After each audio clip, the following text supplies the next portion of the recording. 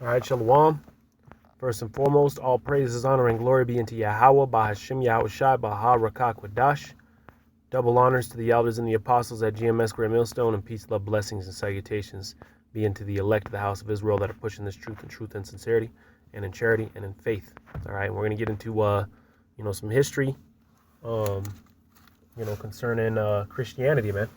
All right, this is an article that I had found, just bringing out, historical documents and what have you, to back up these points, man. And we're going to get into these prophecies and prove, what these scriptures are saying, man. This is, and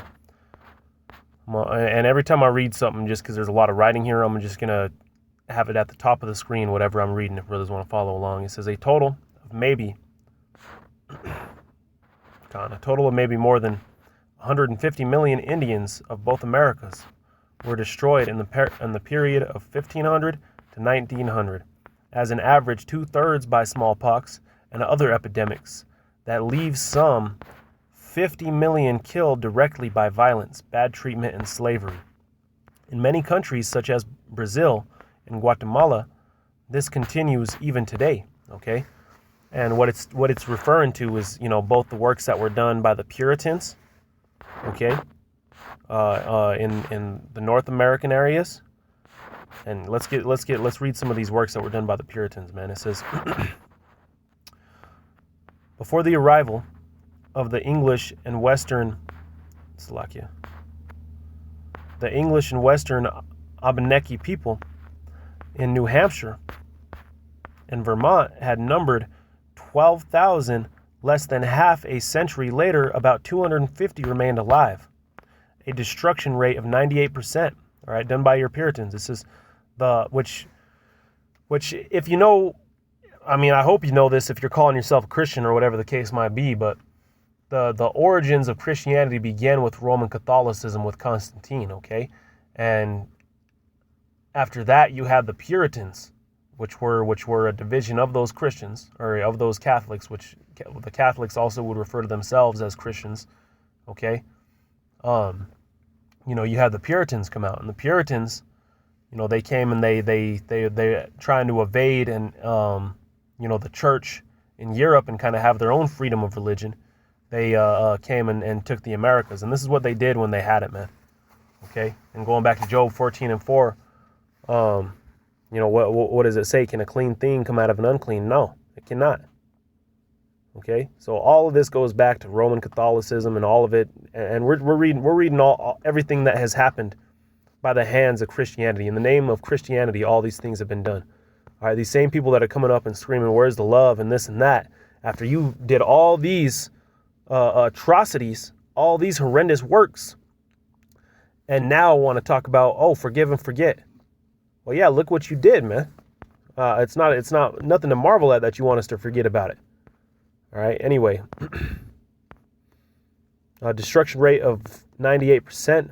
The Pukumtuk people had numbered more than 18,000. 50 years later, they were down to 920. 95% destroyed. The Karipi and Quachak people had numbered about 30,000. 50 years later, they were down to 1,500, 95% destroyed. The Massachusetts people had numbered at least 44,000. 50 years later, 6,000 were alive, 81% destroyed. These are only a few examples of the multitude of tribes leaving before Christian colonists set their foot on the new world, as it was before smallpox epidemics in 1677 and 1678 had occurred, right? So that didn't even include the smallpox. It says, and the carnage was not over then. Okay, so let's go ahead and jump up and just get a few more, examples of things. All right, in a single massacre of King Philip's War of 1675 and 1676, 600 Indians were destroyed. A delighted Cotton Mather, revered pastor of the Second Church in Boston, later referred to the slaughter as a barbecue. Right, as a barbecue, man. You see, all in the names of Christianity. Because let's go ahead and go up. Let's see what was said in the very beginning when they began to do these things. It says, on every island he set foot on, Columbus planted a cross. And you see that today they have Thanksgiving. They have Columbus Day. All right, all honoring all these wicked works, man. It says, all right, so he planted a cross. So these things were being done in the name of Christianity, man. So you Negroes, Latinos, and Native Americans have no business wearing a goddamn cross, man. You have no business being involved with Christianity in any way, shape, or form. All right, it says making the declarations that are required, they're requiremental to claim the ownership of his Catholic patrons in Spain. All right, for his Catholic patrons in Spain. So he went and conquered that land in the name of Catholicism, in the name of Christianity. All right, then you have the Puritans that went to the North America, and we were just reading some of their works. It says, and nobody objected. If the Indians refused or delayed their acceptance, the requiremento continued. I clarify to you, all right, now this was his words, Columbus's words, that with the help of God, we shall powerfully enter in your country and shall make war against you and shall subject you to the yoke and obedience of the church. Right. This was all according to the obedience of their church. It says, and shall do you all mischief that we can. And all that they did, man. That they did, but they're going to receive double mischief upon their own heads, according to the prophecies. As two vessels who do not obey and refuse to receive their Lord and resist and contradict him. Right. Because they came up and they said, this is your God now. All right. And he looks just like me. Worship him or die. And they did a very good job at it, man. Let me go ahead and pull up another thing here.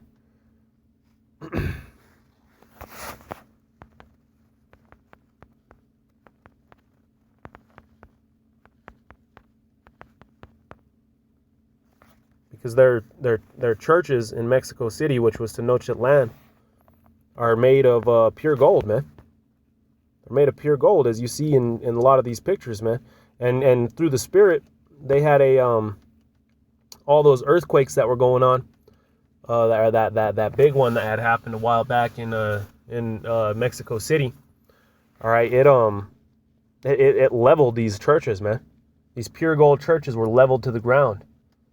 All right, which was beautiful, man. I was celebrating when I heard that. Going on, it says, go ahead and go down. It says, the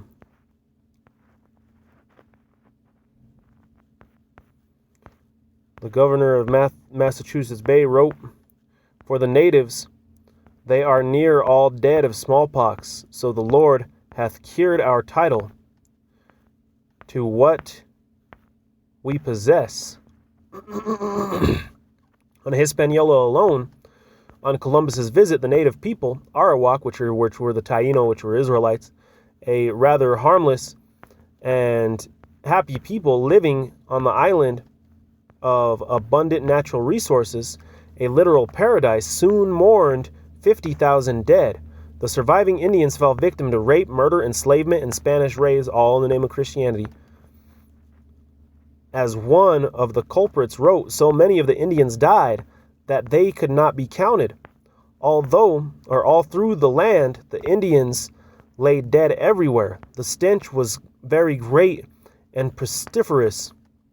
The Indian chief Hatue fled with his people, but was captured and burned alive. As they were tying him to a stake, a Franciscan friar urged him to take Jesus to his heart, right? Jesus certainly wasn't no Yahushai, so that his soul might go to heaven rather than descend into hell. Hatue replied that if heaven was where the Christians went, he would rather go to hell. You see, that's how wicked he saw the works of Christianity. He didn't even want to be around them in the afterlife, man. This is why Esau needs to go, man. All right, and according to the prophecies, he will go. All right, by the hands of Yahweh Ba'Hashem Yahushai, man. Okay, you see these guys, they went and they did all these works with their own flesh. But yet the Heavenly Father is coming to judge you, man. All these people went to the grave peaceably. They weren't judged for these things, man. All right, he that leadeth into captivity shall go into captivity. When was Columbus and his men led into captivity? So according to the prophecies, either the Most High is a liar, or according to the prophecies, it still has to happen. All right, and what does it say? He is not a man that he shall lie. All right, what happened to his people was described by an eyewitness. An eyewitness. The Spaniards found pleasure in inventing all kinds of odd cruelties. You see, this is why it says that we need to meditate terror upon them, man. Because look at all that they were sitting there just contemplating and thinking on different new ways to torture us. It says they built a long gibbet, long enough for their toes to touch the ground, to prevent strangling, and hanged 13 natives at a time in honor of Christ and the 12 apostles. Then straw was wrapped around their torn bodies and they were burned alive. You see, more works of Christianity, man. The Spaniards cut off the arm of one, the leg of another, and some of their heads in one stroke, like butchers cutting up beef and melon for a market. And you got to be a visual learner, man. Or not a visual learner, Salaki, but you got to visualize these things, man. Okay?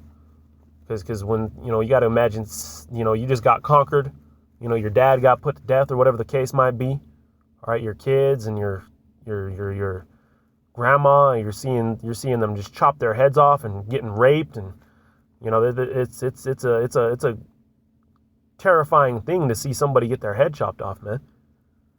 Okay? And much less people that people that you've grown up with.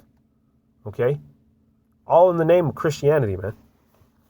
It says 600, including the Kakakwe, were thus slain like brute beasts. Vasco ordered 40 of them to be torn into pieces by dogs. The island's population of about 8 million people at the time of Columbus's arrival in 1492 had already declined by a third to a half before the year 1496. So in the matter of 4 years, 4 million people were put to death, man, in the name of Christianity. It says eventually all the island's natives were exterminated, so the Spaniards were forced to import slaves from other Caribbean islands, who soon suffered the same fate. Thus, the Caribbean's millions of native people were effectively liquidated in barely a quarter of a century. In less than the normal lifetime of a single human being, the entire culture of millions of people, thousands of years residence in their homeland, had been exterminated, all in the name of Christianity, man. What did it say? That they were declared exterminated. And the Taino were actually declared extinct, man. But, it's because their numbers were so small that they were declared extinct. You still have Taino there to this day. You still got Jakes out there to this day, the Northern Kingdom mixed amongst the Southern Kingdom, because they started moving the Southern Kingdom in, to replace them as slaves, man. But anyway, going on, it says, and the Spanish turned their attention to the mainland of Mexico and Central America. The slaughter had barely begun. The exquisite city of Tenochtitlan was next, right, which is where Mexico City is today, as it says in parentheses there.